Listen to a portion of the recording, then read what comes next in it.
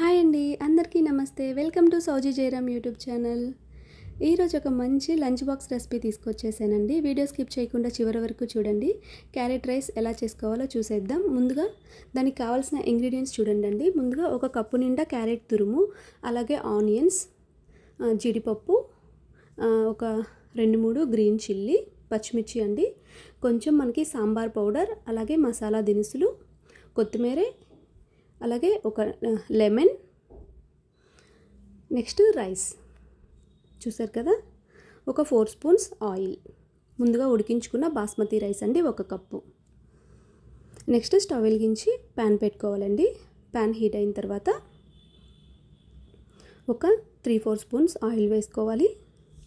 దీని ప్లేస్లో మీరు నెయ్యి అయినా వేసుకోవచ్చు అండి. దాని తర్వాత 2 బిర్యానీ ఆకులు, అలాగే లవంగాలు, చెక్క, షాజీరా కొంచెం, ఇవి మంచిగా ఫ్రై అవ్వాలండి. కొంచెం ఫ్రై అయితే కొంచెం మనకి ఆ అరోమా అనేది మంచిగా వస్తుంది, ఫ్లేవర్.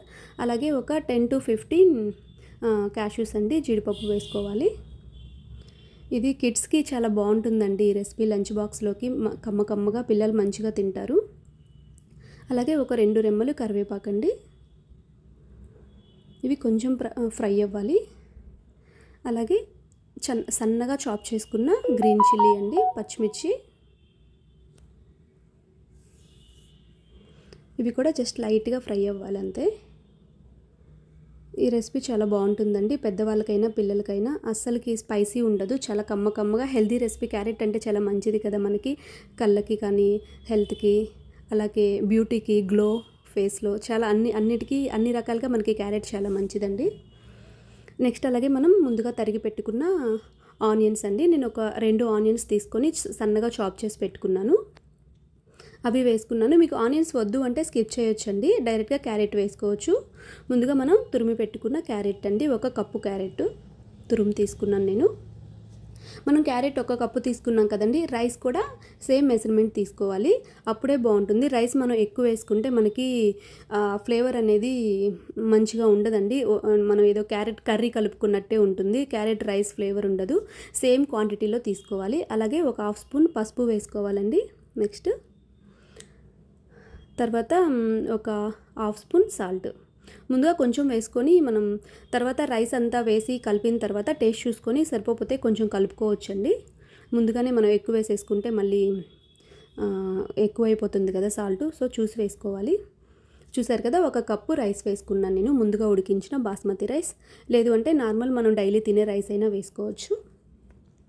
ఇది మంచిగా కలిపేసుకోవాలండి. మనకి క్యారెట్ జస్ట్ ఒక 2-3 మినిట్స్ ఫ్రై అయితే సరిపోతుందండి, లేదా అంటే మళ్ళీ మెత్తగా మనకి కర్రీలాగా ముద్దగా అయిపోతుంది, బాగోదు. జస్ట్ ఒక 2-3 మినిట్స్ ఫ్రై చేసేసుకుంటే సరిపోతుంది. మంచిగా రైస్కి ఆ ఫ్లేవర్స్ అన్నీ పట్టేలాగా కలుపుకోవాలండి.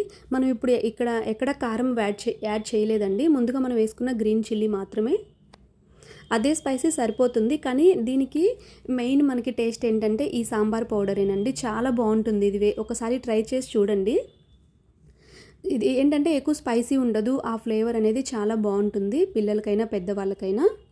ఫైనల్గా నేను లెమన్ హాఫ్ కట్ చేసుకొని ఒక నిమ్మ చెక్క పిండేసానండి. ఫైనల్గా పైన నిమ్మ చెక్క రసం,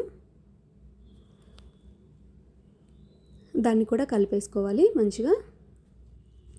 తర్వాత ముందుగా మనం వాష్ చేసి పెట్టుకున్న కొత్తిమీరని కట్ చేసి కొత్తిమీర అయితే వేసేసుకోవాలండి, అంతే.